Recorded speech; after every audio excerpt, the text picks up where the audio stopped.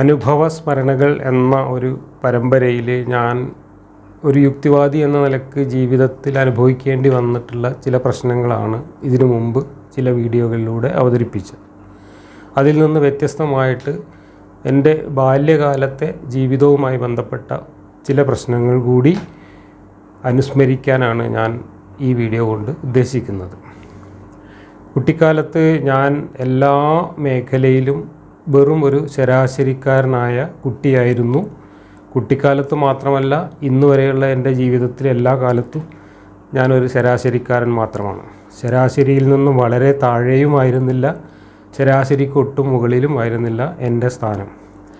അതുകൊണ്ട് തന്നെ ഞാൻ നാട്ടിലായാലും പഠിക്കുന്ന വിദ്യാലയത്തിലായാലും എവിടെയായാലും അങ്ങനെ മറ്റുള്ളവരാൽ പ്രത്യേകം ശ്രദ്ധിക്കപ്പെടുന്ന ഒരു വ്യക്തിയോ ഒന്നും ആയിരുന്നില്ല.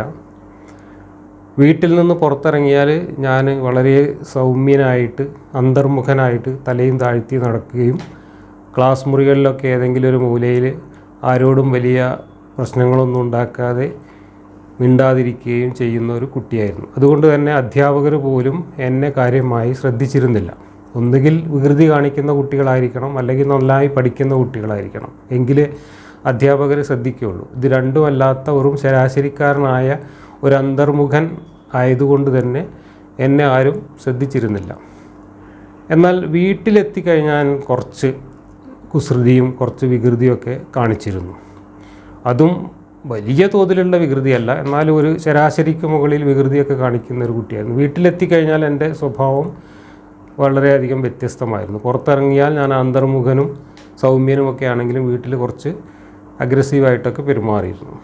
ഇത് എൻ്റെ ഇപ്പോഴത്തെ ജീവിതത്തിൽ ഇതേ സ്വഭാവം നിങ്ങൾക്കൊരു പക്ഷേ ശ്രദ്ധിക്കാൻ കഴിയും. ഞാനിപ്പോൾ ഒരു സ്റ്റേജിലൊക്കെ കയറി യുക്തിവാദികളോടൊക്കെ പ്രസംഗിക്കുകയാണെങ്കിൽ ഞാൻ വളരെ തീവ്രവാദിയാണെന്നും ഞാനൊരു വളരെ അഗ്രസീവായിട്ടുള്ള ഒരാളാണ് എന്നും ഈ പ്രസംഗം മാത്രം കേൾക്കുന്ന ആളുകൾക്ക് തോന്നും. പക്ഷേ ഞാൻ പുറത്ത് ജീവിതത്തിൽ മറ്റുള്ളവരോട് ഇടപഴകുന്നത്, എന്നെ നേരിട്ട് ബന്ധപ്പെടുന്ന ആളുകൾക്ക് ഇതിൽ നിന്നും വളരെ വ്യത്യസ്തമായിട്ടുള്ള ഒരു ആളായിട്ടാണ് ഞാൻ അനുഭവപ്പെടുക. ഞാൻ വളരെ സൗമ്യമായിട്ടും മൃദുവായിട്ടുമാണ് ആളുകളോട് പെരുമാറാറുള്ളത്.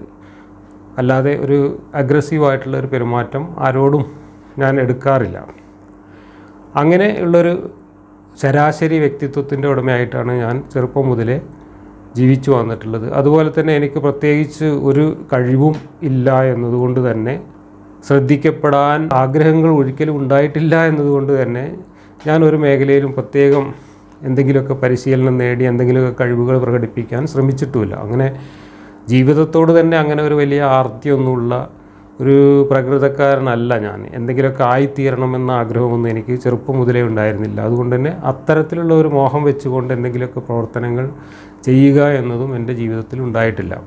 ഇന്നിപ്പോൾ ഞാൻ ഇങ്ങനെ ഒരു ആളായി മാറിയത് വളരെ യാദൃച്ഛികമായിട്ട് സംഭവിച്ച ഒന്നാണ്. എൻ്റെ ജീവിതത്തിൻ്റെ ആ ഒരു ശരാശരി ഒഴുക്കിനിടയിൽ പെട്ടെന്ന് ഒരു ടേണിംഗ് പോയിൻ്റ് പോലെ ഒരു സംഭവം ഉണ്ടാവുകയും അത് എൻ്റെ മനസ്സിൻ്റെ ഉള്ളിൽ നിന്നൊരു വല്ലാത്ത തള്ളലും പ്രഷറും എന്നിൽ ഉണ്ടാക്കുകയും ചെയ്തുകൊണ്ടാണ് ഞാനൊരു മതവിമർശകനൊക്കെ ആയിട്ട് മാറിയത്. അതിലൂടെയും ഞാൻ എന്തെങ്കിലുമൊക്കെ ആയിത്തീരണമെന്നോ അല്ലെങ്കിൽ എന്നെ ഒരുപാട് ആളുകൾ അറിയണമെന്നോ ഒന്നും ഞാൻ ആഗ്രഹിച്ചിട്ടില്ല.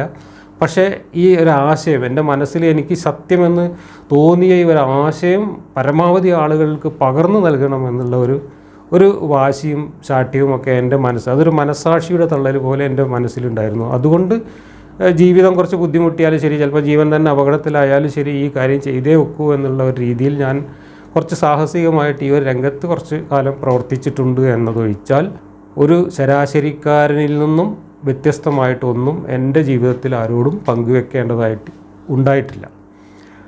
ഞാൻ പറയാൻ പോകുന്നത് മറ്റൊരു വിഷയവുമായി ബന്ധപ്പെട്ട എനിക്കുണ്ടായ ഒരു അനുഭവമാണ്. അത് എന്താണ് വിഷയം എന്നുള്ളത് ഞാൻ ഈ അനുഭവം പറഞ്ഞു കഴിഞ്ഞതിന് ശേഷം പറയാം. ഞാൻ 9ാം ക്ലാസ്സിൽ പഠിക്കുമ്പോൾ ഞാൻ വീട്ടിലെത്തിയാൽ വികൃതി കുട്ടിയായിരുന്നു എന്ന് ഞാൻ പറഞ്ഞല്ലോ. ഞാൻ ഒരു ഓണം വെക്കേഷൻ സമയത്താണെന്നാണ് എൻ്റെ ഓർമ്മ. വീട്ടിൽ മുറ്റത്ത് ഇങ്ങനെ തട്ടിക്കളിക്കുകയായിരുന്നു. ഒരു ടിന്ന് തട്ടി കളിച്ചുകൊണ്ടിരിക്കുക വെറുതെ.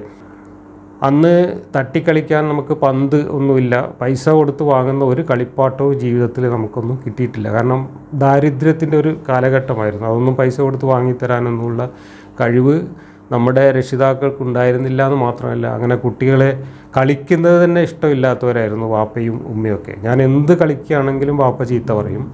വൈകുന്നേരം എങ്ങോട്ടെങ്കിലും കളിക്കാൻ പോയാൽ ചീത്ത പറയും. വീട്ടിൽ നിന്ന് എന്തെങ്കിലും കളിച്ചാൽ ചീത്ത പറയും. അങ്ങനെ കളിയോട് വലിയൊരു അലർജിയുള്ള വാപ്പയും ഉമ്മയും ഒക്കെ ആയിരുന്നു. പിന്നെ എന്തെങ്കിലും കാര്യങ്ങളൊക്കെ പഠിക്കാനും മറ്റു കാര്യങ്ങളൊക്കെ ആണെങ്കിൽ ചീത്ത പറയുകയും പേടിപ്പിക്കുകയും ചെയ്യുക എന്നല്ലാതെ ഒരു സ്നേഹത്തോടെ വാത്സല്യത്തോടെ നമ്മൾക്കൊരു താല്പര്യം തോന്നുന്ന രീതിയിലുള്ള ഒരു പ്രചോദനം നൽകുന്ന രീതിയിലുള്ള സമീപനം പോലും അന്ന് ഉണ്ടായിരുന്നില്ല. അങ്ങനെ മുറ്റത്ത് ഈ ടിന്ന് തട്ടിക്കളിച്ചുകൊണ്ടിരിക്കുന്ന സമയത്ത് എൻ്റെ അനിയത്തി അതുവഴി ഓടി. അപ്പോൾ ഈ ഞാൻ തട്ടിയ ടിന്ന് പൊങ്ങിപ്പോയിട്ട് അതിനെ ക്രോസ് ചെയ്ത് ഓടുന്ന അനിയത്തിയുടെ ദേഹത്ത് കൊണ്ടു അവളുടെ ശരീരത്തിൽ ചെറിയൊരു മുറിവ് സംഭവിച്ചു. അതോടുകൂടി അവളങ്ങ് വാവിട്ട് കരഞ്ഞു. അങ്ങനെ ആ കരച്ചിൽ കേട്ടുകൊണ്ട് ഉമ്മയൊക്കെ ഓടി വന്ന്, കുറച്ച് കഴിഞ്ഞ് വാപ്പ വന്ന്, അവൾ കുറേ സമയം കരഞ്ഞു. അങ്ങനെ ഞാൻ കളിച്ചുകൊണ്ടിരിക്കുമ്പോൾ അബദ്ധത്തിൽ അവളുടെ ദേഹത്ത് തട്ടിയതാണ്. ഞാൻ അവിടെ ഒരു കുറ്റവാളിയല്ല, പക്ഷേ ഞാനൊരു വലിയ ഭീകരനായ കുറ്റവാളി, ഞാനെന്തോ അവളെ ആക്രമിച്ചു എന്ന മട്ടിൽ വാപ്പയും ഉമ്മയും ഒക്കെ എന്നെ വലിയ തോതിൽ ചീത്ത പറയുകയും വാപ്പ ഒരു വടിയെടുത്ത് കൊണ്ടുവന്നിട്ട്, 9ാം ക്ലാസ്സിൽ പഠിക്കുന്ന ഒരു കുട്ടിയാണ് ഞാൻ അന്ന്, വലിയ വലിപ്പമൊന്നുമില്ല, ചെറിയ കുട്ടിയാണ്, എന്നെ നന്നായിട്ട് അടിക്കുകയും ചെയ്തു. അതിനു മുമ്പും ഇടയ്ക്കൊക്കെ ഇതുപോലെ എന്തെങ്കിലും വികൃതി കാണിച്ചാലൊക്കെ വാപ്പ അടിക്കാറുണ്ടായിരുന്നു. ഈ അടി കുറച്ച് സ്ട്രോങ് ആയിട്ടുള്ള അടിയായിരുന്നു.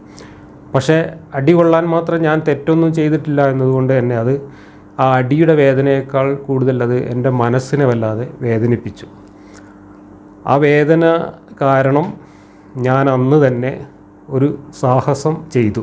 വാപ്പയൊക്കെ അത് കഴിഞ്ഞ് വാപ്പയൊക്കെ വീട്ടിൽ നിന്ന് പോയി വേറെന്തോ ആവശ്യത്തിന് പുറത്തു പോയ സമയത്ത് ഞാൻ വാപ്പായുടെ പത്തായത്തിൽ പൂട്ടി വെച്ചിട്ടുള്ള പണപ്പെട്ടിയിൽ നിന്ന്, അന്ന് ഓണത്തിനൊക്കെ കിട്ടിയ കുറച്ച് ശമ്പളമൊക്കെ കിട്ടിയ സമയമായിരുന്നു, അതിൽ നിന്ന് കുറച്ച് പൈസ എടുത്ത് പോക്കറ്റിലിട്ട് അവിടുന്ന് ഷർട്ടും മുണ്ടുമൊക്കെ മാറ്റി ആരും കാണാതെ വീട്ടിൽ നിന്ന് ഇറങ്ങി.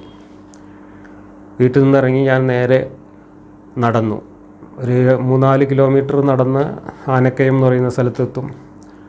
അവിടെ എത്തി. അവിടെ നിന്ന് തിരൂരിലേക്ക് ബസ് കയറി തിരൂർ റെയിൽവേ സ്റ്റേഷനിൽ വന്ന് അടുത്ത ട്രെയിൻ ഏതാണ് എന്ന് അന്വേഷിച്ചു. അന്നെനിക്ക് ട്രെയിനും കയറേണ്ടത് എങ്ങനെയൊന്നും അറിയില്ല. ഞാൻ അതുവരെ ട്രെയിനിൽ കയറിയിട്ടില്ല. ടിക്കറ്റ് എടുക്കേണ്ടത് എങ്ങനെയൊന്നും അറിയില്ല. അതൊക്കെ ഞാൻ അവിടെ പോയി അന്വേഷിച്ച് അടുത്ത ട്രെയിൻ വരുന്നത് മദ്രാസ് മെയിലാണ് എന്നറിഞ്ഞു. അങ്ങനെ മദ്രാസ് മെയിലിൽ പോകാൻ വേണ്ടി ഒരു മദ്രാസ് ടിക്കറ്റ് കൗണ്ടറിൽ പോയിട്ട് എടുത്തു. ഒരു ഹാഫ് ടിക്കറ്റാണ് എടുത്തതെന്നാണ് എൻ്റെ ഒരു ഓർമ്മ.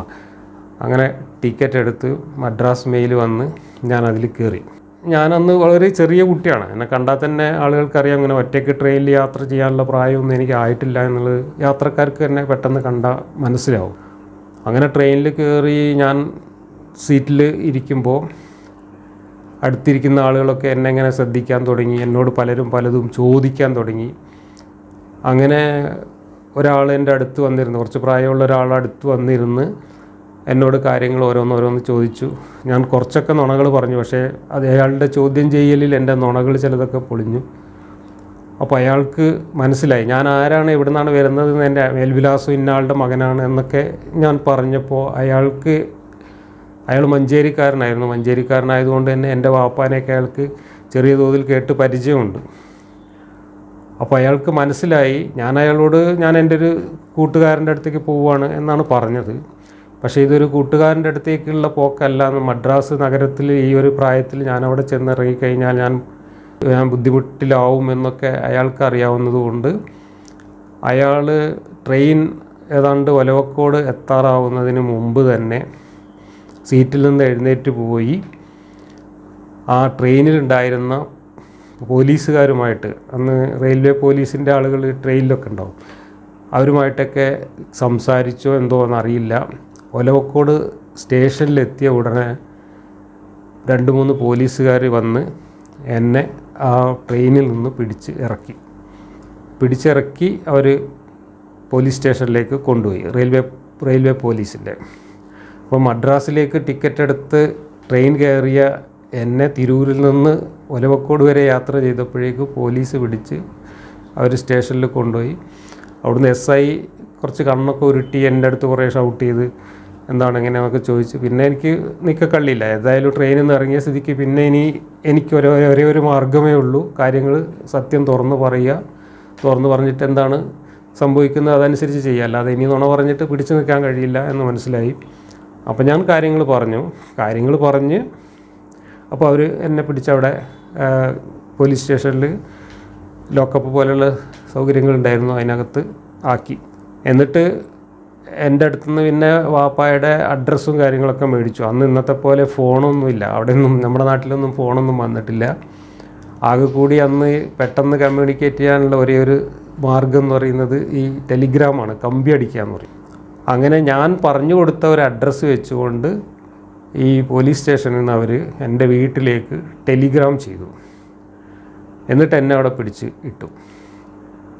അന്ന് രാത്രി ഞാൻ അവിടെ ലോക്കപ്പിൽ കിടന്നു.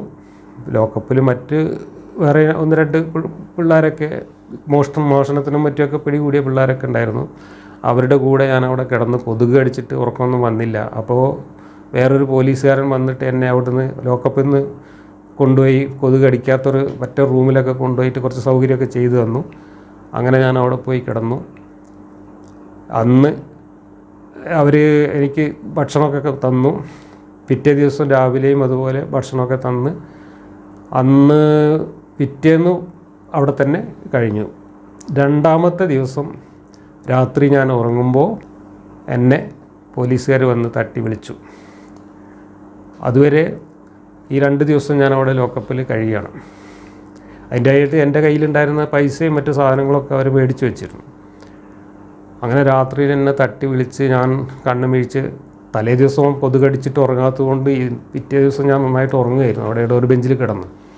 അപ്പോൾ കണ്ണൊക്കെ ഞാൻ കണ്ണ് വീഴ്ച് എണീറ്റ് നോക്കുമ്പോൾ അവിടെ 3 പേര് വന്ന് നിൽക്കുന്നു. ഒന്ന് എൻ്റെ വാപ്പ, ഒന്ന് എൻ്റെ ജ്യേഷ്ഠ സഹോദരൻ, മറ്റൊന്ന് എൻ്റെ അളിയൻ. ഈ 3 പേരും ഇങ്ങനെ വന്ന് നിൽക്കുന്നുണ്ട്. അപ്പോൾ ഞാൻ 3 പേരുടെയും മുഖത്തേക്ക് നോക്കുമ്പോൾ അതുവരെ ഞാൻ ജീവിതത്തിൽ കണ്ടിട്ടില്ലാത്ത ഒരു കാഴ്ചയാണ് ഈ 3 പേരുടെയും മുഖത്ത് ഞാൻ കണ്ടത്. പ്രത്യേകിച്ച് വാപ്പാൻ്റെ മുഖത്ത്. എൻ്റെ വാപ്പ ഒരു സങ്കടപ്പെട്ടുകൊണ്ട് കരഞ്ഞുകൊണ്ട് നിൽക്കുന്ന ഒരു ഭാവം ഞാൻ ജീവിതത്തിൽ ഒരിക്കലും കണ്ടിട്ടില്ല. വാപ്പ എന്ന് പറയുന്ന വാപ്പാൻ്റെ മുഖം എപ്പോഴും ദേഷ്യവും ചീത്ത പറച്ചിലും അങ്ങനെയുള്ള ഒരു അവസ്ഥ മാത്രമേ നമ്മൾക്ക് പരിചയമുള്ളൂ. കാരണം പ്രത്യേകിച്ച് മക്കളുടെ മുമ്പിൽ അങ്ങനെ മാത്രമേ പ്രകടിപ്പിക്കാറുള്ളൂ. അതിനപ്പുറത്തേക്ക് നമ്മളോട് ഒരു സ്നേഹമോ വാത്സല്യമോ പ്രകടിപ്പിക്കുക, ഇന്നത്തെ അച്ഛനമ്മമാർ മക്കളെ ലാളിക്കുന്നത് പോലെ മക്കളെ ലാളിക്കുക, ഇതൊന്നും എൻ്റെ വാപ്പ ചെയ്തിരുന്നില്ല. അന്ന് അതൊക്കെ അങ്ങനെയൊക്കെ ചെയ്തു കഴിഞ്ഞാൽ മക്കൾ ചീത്തയായി പോകുന്നുള്ള ഒരു ധാരണയായിരുന്നു അവർക്കുണ്ടായിരുന്നത്. അപ്പോൾ അങ്ങനെ ഒരിക്കൽ പോലും കരഞ്ഞിട്ടൊന്നും കണ്ടിട്ടില്ലാത്ത എൻ്റെ വാപ്പ കണ്ണൊക്കെ ചുവന്ന് കണ്ണിൽ നിന്നൊക്കെ ഇങ്ങനെ കണ്ണുനീരൊഴുകുന്ന ഒരു വാപ്പായുടെ മുഖം കണ്ടു. ഒപ്പം തന്നെ ജ്യേഷ്ഠനും കരയുന്നു, അളിയനും കരയുന്നു. ഈ 3 മനുഷ്യരും കരയുന്നത്, ജ്യേഷ്ഠൻ പിന്നെ കരയുന്നത് ഞാൻ കണ്ടിട്ടുണ്ട്, ഞാനൊക്കെ വികൃതി കാട്ടിയിട്ട് ചില സമയത്ത് കരയുന്നുണ്ട്. പക്ഷേ ഈ അളിയനും വാപ്പയൊക്കെ കരയുന്ന ഒരു കാഴ്ച ജീവിതത്തിൽ ആദ്യമായിട്ടാണ് ഞാൻ കാണുന്നത്. അങ്ങനെ അവിടുന്ന് അവർ എന്നെ കൂട്ടി അവിടുന്ന് ഞങ്ങൾ എങ്ങനെയൊക്കെ ബസ്സിലൊക്കെ കയറി നാട്ടിലേക്ക് തിരിച്ച് പോന്നു. ഈ ഒരു സംഭവം എൻ്റെ മനസ്സിലും എൻ്റെ കുടുംബത്തിലുമൊക്കെ ഒരു വലിയ വഴിത്തിരിവുണ്ടാക്കി എന്നുള്ളതാണ് ഈ ഒരു അനുഭവത്തിലൂടെ എനിക്ക് പ്രത്യേകിച്ച് പങ്കുവെക്കാനുള്ളത്. അത് ഞാൻ ഈ പറഞ്ഞ കാര്യമാണ്. ഒന്ന്, വാപ്പയും മക്കളും തമ്മിലുള്ള, അച്ഛനും മക്കളും തമ്മിലുള്ള ഒരു പാരൻറ്റിങ്ങിൻ്റെ ബന്ധം നമ്മളുടെയൊക്കെ മുൻ തലമുറ വളരെ അശാസ്ത്രീയമായിട്ടും വളരെ പ്രാകൃതമായ രീതിയിലുമാണ് കൈകാര്യം ചെയ്തു വന്നിരുന്നത്. അത് അവരുടെ അജ്ഞത കൊണ്ടാണ്. ഈ സംഭവം ഉണ്ടാകുന്നത് വരെ എൻ്റെ വാപ്പ എന്ന് പറയുന്ന ഒരു മനുഷ്യന് ഒരു മനുഷ്യപ്പറ്റുണ്ടെന്നോ മക്കളോടൊക്കെ സ്നേഹവും വാത്സല്യവും ഉണ്ടെന്നോ അല്ലെങ്കിൽ അവർക്ക് ഈ ദുഃഖവും സങ്കടവും പോലുള്ള വികാരങ്ങളൊക്കെ ഉണ്ട് എന്നോ ഒന്നും ഞാൻ തിരിച്ചറിഞ്ഞിരുന്നില്ല. കാരണം അങ്ങനെ തിരിച്ചറിയാനുള്ള ഒരു അനുഭവം നമുക്ക് ഉണ്ടായിരുന്നില്ല. എപ്പോഴും ചീത്ത പറയുക, ശിക്ഷിക്കുക, അടിക്കുക, ഷൗട്ട് ചെയ്യുക, എന്ത് ചെയ്താലും കുറ്റം പറയുക എന്നല്ലാതെ നമ്മളോടൊരു സ്നേഹവും വാത്സല്യവും ഉള്ള ഒരു മനസ്സിൻ്റെ ഉടമയാണ് വാപ്പ എന്ന് ഒരിക്കൽ പോലും തോന്നിയിട്ടുണ്ടായിരുന്നില്ല. പക്ഷേ വാപ്പാൻ്റെ അന്നത്തെ ആ മുഖം, ആ കലങ്ങിയ കണ്ണുകളും കണ്ണിൽ നിന്ന് ഒഴുകുന്ന കണ്ണുനീരും അതുവരെ കണ്ടിട്ടില്ലാത്ത ഒരു മുഖവും കണ്ടതോടുകൂടിയാണ് എൻ്റെ വാപ്പയും വികാര വിചാരങ്ങളൊക്കെയുള്ള ഒരു മനുഷ്യനാണ് എന്നും എൻ്റെ വാപ്പയും എന്നെ സ്നേഹിക്കുന്നുണ്ട് എന്നും എൻ്റെ വാപ്പാക്ക് എന്നോട് വാത്സല്യമുണ്ട് എന്നുമൊക്കെ ഞാൻ തിരിച്ചറിയുന്നു. ആ ഒരു തിരിച്ചറിവ് ജീവിതത്തിലുണ്ടാക്കിയത് വലിയൊരു മാറ്റമാണ്.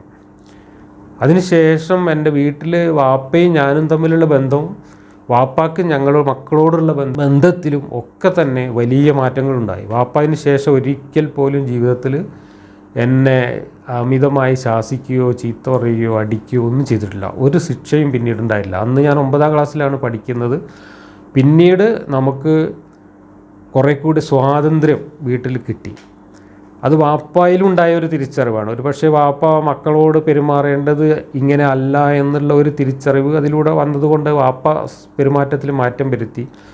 അതോടൊപ്പം തന്നെ എനിക്ക് വാപ്പാനോട് അതുവരെ ഇല്ലാത്ത ഒരു ഇഷ്ടവും സ്നേഹവും ബഹുമാനവും ഒക്കെ എൻ്റെ മനസ്സിൽ ആ ഒരു സംഭവത്തോടു കൂടി രൂപപ്പെട്ടു. പിന്നെ ഞങ്ങൾ വാപ്പ മക്കൾ തമ്മിലുള്ള ബന്ധത്തിൽ തന്നെ അതിനനുസരിച്ചുള്ള കുറേ മാറ്റങ്ങളുണ്ടായി. എനിക്ക് പല കാര്യങ്ങളിലും കുറേ കൂടി സ്വാതന്ത്ര്യമൊക്കെ വീട്ടിൽ കിട്ടി. പിന്നെ ഉമ്മയും ബാപ്പയൊക്കെ തന്നെ നമ്മൾ മുതിർന്ന മക്കളെ ആണ് അവരോട് ഇനി നമ്മൾ പെരുമാറേണ്ടത് പഴയതുപോലെ അല്ല എന്ന രീതിയിൽ പരസ്പരം ചർച്ച ചെയ്യുന്നതൊക്കെ ആ സമയത്ത് ഞാൻ കേട്ടതായിട്ട് പോലും ഓർക്കുന്നുണ്ട്. അതുപോലെ സ്കൂളിലെ മറ്റാവശ്യങ്ങൾക്കും കാര്യങ്ങൾക്കും നമ്മൾ എക്സ്കർഷൻ പോകാനൊക്കെ പൈസ ചോദിച്ചാൽ അന്ന് പൈസയൊന്നും ഇല്ല, എന്നാൽ പോലും ചെറിയ എന്തെങ്കിലും ആവശ്യങ്ങളൊക്കെ ചോദിച്ചാൽ പൈസയൊന്നും മുമ്പ് തരുമായിരുന്നില്ല. പക്ഷേ ഈ സംഭവത്തിന് ശേഷം അങ്ങനെയുള്ള ആവശ്യങ്ങളൊക്കെ പറഞ്ഞാൽ ഉള്ള കഴിവിനനുസരിച്ച് എന്തെങ്കിലുമൊക്കെ തരുന്ന രീതി, ഇതൊക്കെ പിന്നീട് ഞങ്ങളുടെ ജീവിതത്തിൽ ഉണ്ടായി. ഇത് ജീവിതത്തിൽ മറക്കാൻ കഴിയാത്ത ഒരു അനുഭവമാണ്. അന്ന് ഞാൻ ചെയ്ത ഏറ്റവും വലിയ തെറ്റെന്ന് പറയുന്നത് വാപ്പാൻ്റെ പെട്ടി തുറന്നിട്ട് പൈസ എടുത്തു എന്നുള്ളതാണ്. ജീവിതത്തിൽ ആദ്യത്തെയും അവസാനത്തെയും മോഷണമായിരുന്നു അത്. സ്വന്തം വാപ്പാൻ്റെ ആണെങ്കിൽ പോലും അങ്ങനത്തെ ഒരു സാഹചര്യത്തിലാണെങ്കിൽ പോലും അങ്ങനെ പൈസയൊക്കെ മോഷ്ടിക്കുക എന്ന് പറയുന്നത് വലിയൊരു തെറ്റാണെന്ന് അന്ന് അറിയാമായിരുന്നു. എങ്കിൽ പോലും അന്നത്തെ ആ ഒരു വാശിക്ക് വേറെ നിവൃത്തിയില്ലല്ലോ. നമുക്ക് നാട് വിട്ട് പോകണമെങ്കിൽ വണ്ടിക്കൂലിക്ക് പൈസ വേണമല്ലോ. അപ്പോൾ വേറെ പൈസ ഉണ്ടാക്കാൻ മറ്റു വഴിയൊന്നുമില്ല. വാപ്പാൻ്റെ പൈസ എടുത്തിട്ട് പോയി. പക്ഷെ അതിന് ശേഷം നമുക്ക് അത്യാവശ്യത്തിനൊക്കെ വാപ്പാൻ്റെ കഴിവനുസരിച്ച് പൈസയൊക്കെ തരാൻ തുടങ്ങി. ഞാൻ തന്നെ അനാവശ്യമായിട്ട് വാപ്പാനോടൊന്നും പൈസ ചോദിക്കാതെയായി. കാരണം വാപ്പാൻ്റെയൊക്കെ ഒരു സാമ്പത്തിക കപ്പാസിറ്റി എത്രത്തോളം ഉണ്ട് എന്നും വാപ്പാക്ക് എത്രയാണ് ശമ്പളം കിട്ടുന്നത് എന്നും ആ ശമ്പളം കൊണ്ട് ഈ വീട്ടിൽ എന്തെല്ലാം കാര്യങ്ങൾ നടക്കേണ്ടതുണ്ട് എന്നും അപ്പോൾ നമുക്കതിൽ നിന്ന് കിട്ടേണ്ട വിഹിതത്തിന് എത്രമാത്രം പരിമിതി ഉണ്ട് എന്നുള്ളതൊക്കെ ഈ ഒരു സംഭവത്തിന് ശേഷമാണ് ഒരു യാഥാർത്ഥ്യബോധത്തോടു കൂടി തിരിച്ചറിയാൻ കഴിഞ്ഞത്. അതൊക്കെ ജീവിതത്തിൽ വലിയൊരു മാറ്റം ഉണ്ടാക്കി. പക്ഷേ ഞാൻ പറയാൻ ഉദ്ദേശിക്കുന്നത് അതൊന്നുമല്ല.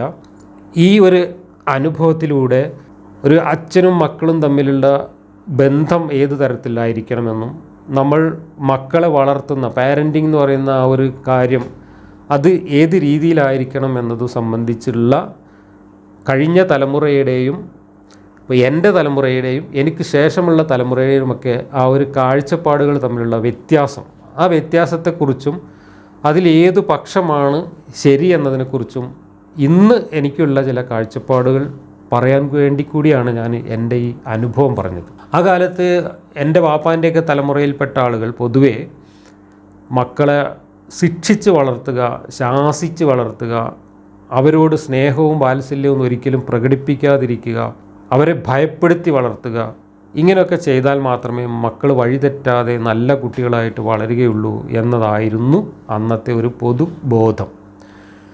അത് കാരണം മനസ്സിലുള്ള സ്നേഹവും വാത്സല്യവും ഇഷ്ടവും ഒക്കെ മറച്ചു പിടിച്ചുകൊണ്ട് കുട്ടികളോട് വളരെ ക്രൂരമായിട്ട്, സ്വന്തം മക്കളോട് ക്രൂരമായിട്ട് പെരുമാറുന്ന അച്ഛനമ്മമാരെയാണ് ചുറ്റും നമ്മൾ കണ്ടിരുന്നത്. അതിൽ നിന്ന് വ്യത്യസ്തമായ ചില കുടുംബങ്ങൾ എൻ്റെയൊക്കെ നാട്ടിലുണ്ടായിരുന്നു. അവരെ വളരെ കൗതുകത്തോടു കൂടിയാണ്, അതിശയത്തോടു കൂടിയാണ് ഞാനൊക്കെ നോക്കിക്കണ്ടിരുന്നത്. ഇങ്ങനെയുണ്ടോ വാപ്പയും മക്കളും തമ്മിലിങ്ങനെ ചിരിച്ചും കളിച്ചും വർത്താനം പറഞ്ഞും തോളിൽ കൈയിട്ടും ഒന്നിച്ച് കളിച്ചുമൊക്കെ നടക്കുന്ന കാഴ്ച ചില കുടുംബങ്ങളിൽ, വളരെ അപൂർവമായ ചില കുടുംബങ്ങളിൽ കണ്ടപ്പോൾ അത് എനിക്ക് വല്ലാതെ ആകർഷണം തോന്നിയിരുന്നു അന്ന്.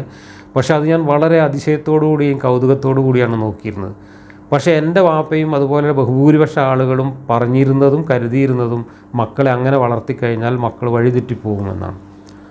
പക്ഷേ ഒരിക്കലും ആ ധാരണ ശരിയായിരുന്നില്ല എന്നാണ് അന്നത്തെ അനുഭവങ്ങളും എൻ്റെ സ്വന്തം അനുഭവങ്ങളും പിന്നീട് ഞാൻ എൻ്റെ മക്കളെ വളർത്തിയതിലൂടെ അടുത്ത തലമുറയിൽ വന്നിട്ടുള്ള ആ മാറ്റത്തിലൂടെ എനിക്കുണ്ടായ അനുഭവങ്ങൾ. അതിനുശേഷം ഇപ്പോൾ എൻ്റെ മക്കളുടെയും അടുത്ത തലമുറ, ആ തലമുറയൊക്കെ ആയപ്പോഴേക്കും നമ്മൾ കുറച്ചുകൂടെയൊക്കെ ലോകപരിചയം നേടുകയും ഇപ്പോൾ വിദേശ രാജ്യങ്ങളിലൊക്കെ പോയിട്ട് അവിടെ എങ്ങനെയാണ് കുട്ടികളെ വളർത്തുന്നത്, അവിടെ എങ്ങനെയാണ് അധ്യാപകർ കുട്ടികളെ കൈകാര്യം ചെയ്യുന്നത്, ഇതൊക്കെ നേരിട്ട് നിരീക്ഷിച്ച് മനസ്സിലാക്കിയപ്പോഴാണ് നമ്മളെ അടുത്ത തലമുറയോട് ചെയ്തതുപോലും അത്ര ശരിയായിരുന്നില്ല, ഇതിനേക്കാളും ശരിയായിട്ടുള്ള രീതികൾ വേറെയാണ് എന്ന തിരിച്ചറിവൊക്കെ നമുക്കുണ്ടാവുന്നത്.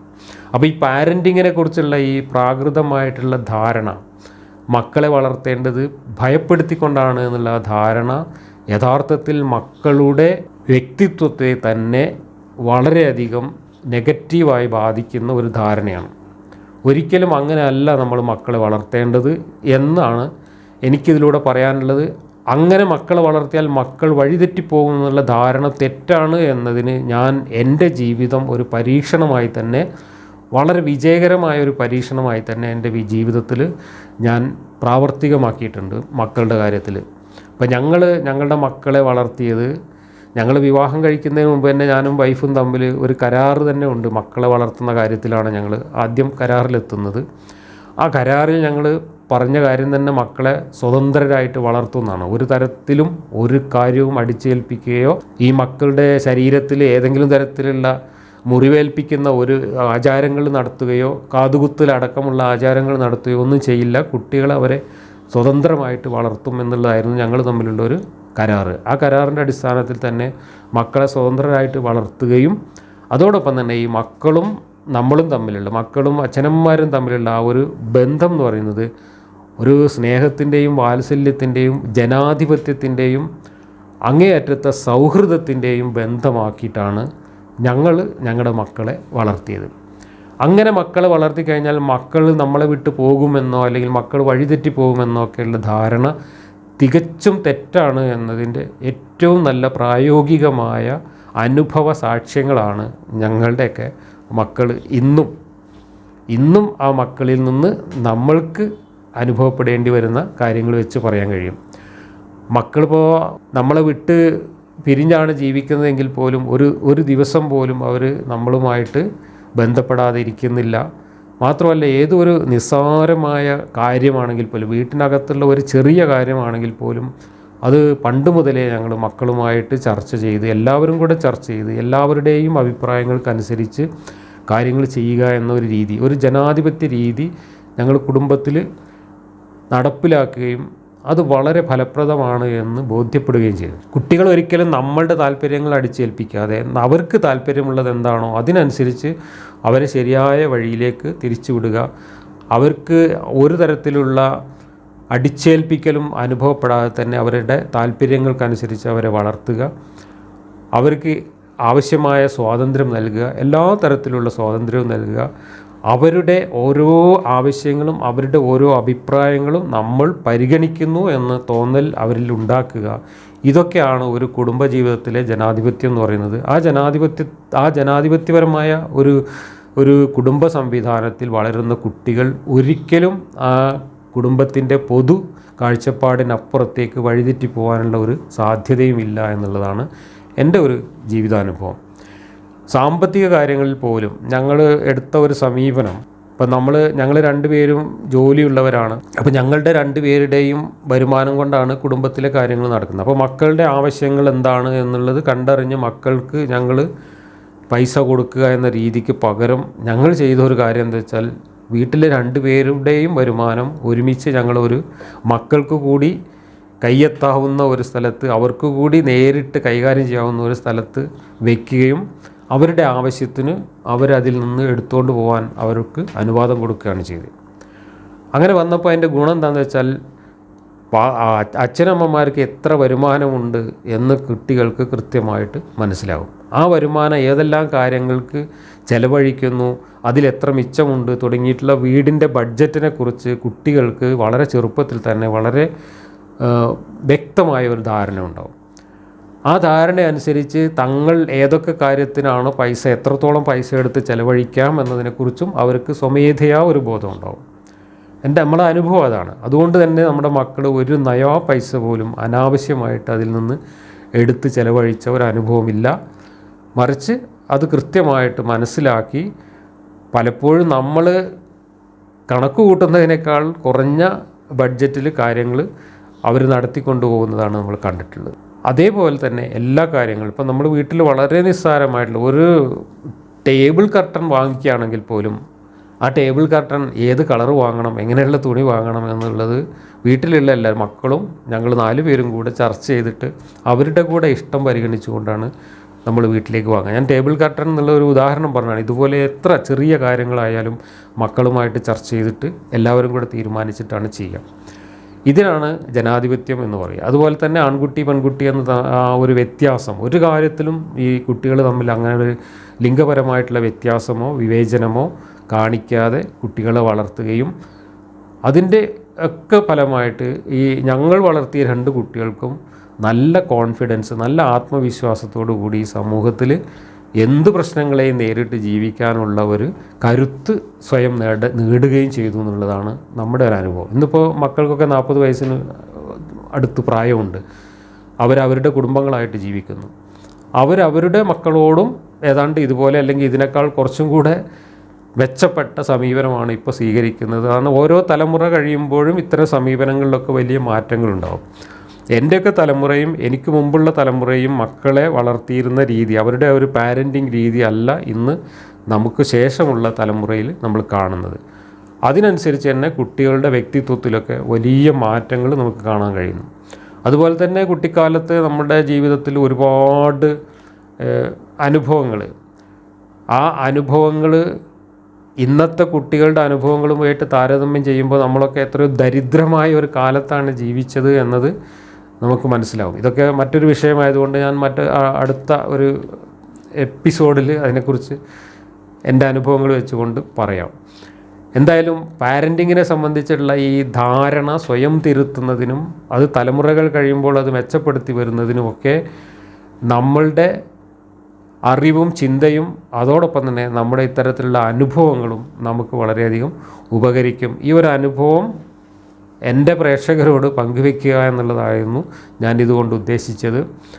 എൻ്റെ വാപ്പ എന്ന് പറയുന്ന വ്യക്തി എന്നെക്കാൾ ശരാശരിക്കാരനായിരുന്നു എല്ലാ കാര്യത്തിലും. കാരണം വാപ്പ ചെറുപ്പത്തിലെ സ്നേഹവും വാത്സല്യവും ഒന്നും കിട്ടാതെ അച്ഛനും അമ്മയൊക്കെ വളരെ ചെറുപ്പത്തിൽ മരിച്ചു പോയതിനെ തുടർന്ന് ഓർഫനേജിൽ പഠിക്കുകയും ആ ഓർഫനേജിലെ വളരെ കർക്കശവും തിക്തവുമായിട്ടുള്ള അനുഭവങ്ങളിലൂടെ വളരുകയും ചെയ്തതിൻ്റെ ഒരുപാട് വ്യക്തിത്വപരമായിട്ടുള്ള പ്രശ്നങ്ങൾ എൻ്റെ വാപ്പയ്ക്കൊക്കെ അനുഭവിക്കേണ്ടി വന്നിട്ടുണ്ട്. ഒരുപക്ഷെ എൻ്റെ വാപ്പയ്ക്ക് എന്നോടൊക്കെ പെരുമാറിയതിൻ്റെ ഈ ഒരു കാരണവും അതുതന്നെ ആയിരിക്കും. ഓർഫനേജിൽ പഠിച്ചിട്ട് അവിടെ നിന്ന് ആണ് അധ്യാപക ജോലിക്കൊക്കെ വേണ്ട യോഗ്യതയൊക്കെ നേടി വന്നിട്ട് ഒരു മാഷായിട്ട് ജോലി ചെയ്തത്. പക്ഷേ ഒരു മാഷ് എന്ന നിലക്ക് കുട്ടികളെ പഠിപ്പിക്കുന്ന, കുട്ടികളെ കൈകാര്യം ചെയ്യുന്ന കാര്യത്തിൽ പോലും ഇതേ മനോഭാവമായിരുന്നു എൻ്റെ വാപ്പയൊക്കെ തുടർന്നിരുന്നത്. വടിയെടുക്കുക, കുട്ടികളെ അടിക്കുക, ശിക്ഷിക്കുക, ചീത്ത വിളിക്കുക, ഒച്ചയിടുക എന്നല്ലാതെ ചെറിയ കുട്ടികളാണ് എൻ്റെ വാപ്പയൊക്കെ പഠിപ്പിച്ചത്. 1-ാം ക്ലാസ്സിലാണ് വാപ്പ പഠിപ്പിച്ചിരുന്നത്. ഞാൻ 1-ാം ക്ലാസ്സിൽ പഠിച്ചത് എൻ്റെ വാപ്പാൻ്റെ ക്ലാസ്സിലാണ്. അപ്പോൾ എന്നെ 1-ാം ക്ലാസ്സിൽ പഠിപ്പിച്ച അധ്യാപകൻ കൂടിയാണ് എൻ്റെ വാപ്പ.